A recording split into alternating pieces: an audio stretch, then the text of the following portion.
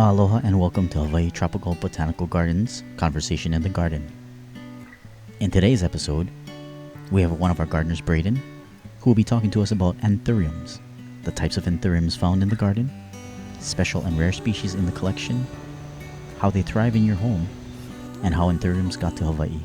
In today's episode of Conversations in the Garden, Anthuriums.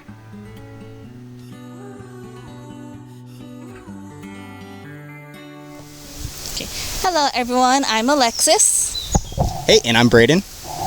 So Brayden, just to clear up some confusion, what kind of anthuriums do we have in the garden? So we have over 6 dozen species of anthurium in the garden, and that can get a bit to be a lot for people. So the best way I like to organize them is by colorful, such as the Anthurium adrianum, and then the non-colorful ones, which actually have a surprising variety in them. What are some of the rare species in the garden? So some of the rare species that stick out to me personally are the queen anthurium, and a lot of our viewers may actually know what these ones are. They have these large green broad leaves and with this variegated pattern that stretches all throughout them. You'll find them very common in nurseries, a great house plant. But if we're trying to be a little bit more rare, we'll say I enjoy the Anthurium clupeospathum is one of them. They have these large foliage, not quite the pattern of the variegated queen anthurium, but they do have such a large leaf that you can stick your head through it even. Like it's this big shape, heart-shaped pattern. As large as some people, that one I really enjoy there. But there's also the bird's nest anthurium, which I enjoy just as a gardener. It's a great at taking up space. It's a large anthurium with large leaves that appear in a circular pattern, and it's great for kind of tucking in the back of your garden bed. And it's also really interesting is as the canopy foliage falls down into the bird's nest anthurium, it creates almost a bird's nest on the inside, which the bird's nest anthurium will use as fertilizer for itself there as it breaks down. So it kind of accentuates its name. It uses it as a purpose there. And another one that really sticks out to me is the Anthurium magnificum. So it has a similar pattern to the queen anthurium, so a lot of people will recognize it, but in exchange for not having as large of leaves, instead it puts out a whole bunch of them, so you get this real intricate pattern. And I love planting them in mass in a garden bed because it really adds this unique variety to it that you don't quite get with other plants there. Okay, interesting. So what would be your personal colorful favorites? Now this is what I'm talking about. I do love some color, absolutely there. So the one that most sticks out to me is the Shibori anthurium, and I love that one. It's a hybrid, so it has that mixture of colors all along the spathe of the anthurium there, and it really just stands out. If you see it, you can't ignore it. Absolutely beautiful. But some other ones there are the Mauna Kea flower, or anthurium. I enjoy that one because it has this white mixture of green on it, and it's almost like the snow on the summit of Mauna Kea. It makes me feel a bit at home just looking at them there. And some other ones are the Kalapana anthurium. It's known for its lava that comes through, and so it really accentuates that in this dark, deep red. And when you plant a whole bunch of them, it's like the flowing lava going over the foliage. I very much so enjoy that one. And the last one that we have is the Obake anthurium there. And so that one, I do enjoy. It has the color. It has a larger spathe on it, so it has that green mixture still, but it's really good for taking up space again with still having color. But they grow so much larger than most of their anthuriums to where you can still have the color but maybe not have to plant quite as many of them there. Interesting. So you mentioned the spades. What is the spades of the anthurium? So actually I can show you with our microphone right here. So the spade this here is not the flower. So this is actually more so to attract insects and the things that would pollinate our anthuriums here. But this is just a modified leaf. There's not too much special to it other than its color. Here we have the spadis, and that's where the actual tiny flowers you can barely see are at, and where the seeds will eventually come out of once they're fertilized. That's very interesting. So it sounds like a lot of your favorite anthuriums come from Hawaii. Where did they originate from though? So most anthurium species originate in South America, especially places like Colombia. But of course, when you're talking about plants, you can't say all of them are from this one area, but most of them originate in a rainforest climate, such as the one that we're sitting in right now. Nice. So how did anthuriums get to Hawaii? So that's an interesting story. It's almost over a century ago where anthuriums first came out. They're brought out by a missionary named Samuel Damon, and he was a very prominent figure on the islands, and he had an entire estate.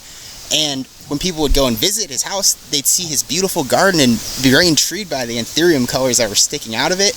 And eventually, in the plant community, is always trading going on, and the Anthuriums ended up in a lot of our local nurseries here. Yeah, and so it's very interesting in the fact that Anthuriums are so widely spread and known, but so many of them originated in Hawaii here. Just they really took off and ran with them. They figured out how to instead of using cuttings, they began propagating seeds, and that allowed for hybridization. And so when I was mentioning before, like the Kalapana, the Mauna Kea Anthurium, those originated out here from the nurseries and breeders making them, and have gone all over the world since. Like when you look at the global Anthurium market, a lot of it was based off of how it was done in Hawaii in the early 18th century there, and it's really been what's made Hawaii such a place for plant life, for excellent nurseries, for excellent breeders. This is really, I would say, what really started us being known as such a plant haven, really, and having such prominent nurseries here. So you would say that the climate in Hawaii is similar to like Colombia and the Americas? Oh yeah, the humidity, the rain that we get, it's essentially a rainforest there. And of course, when you're trying to figure out how to grow your own plants, it's best to just emulate the climate. So we lucked out a little bit with our Anthurium growing. In fact, we can essentially just put them outside and in the ground, and they'll take off like it's home. So would you like to elaborate a little bit more on how to care for Anthuriums at home? Oh, so again, it's best, they really enjoy these humid climates there. So misting is a very common one.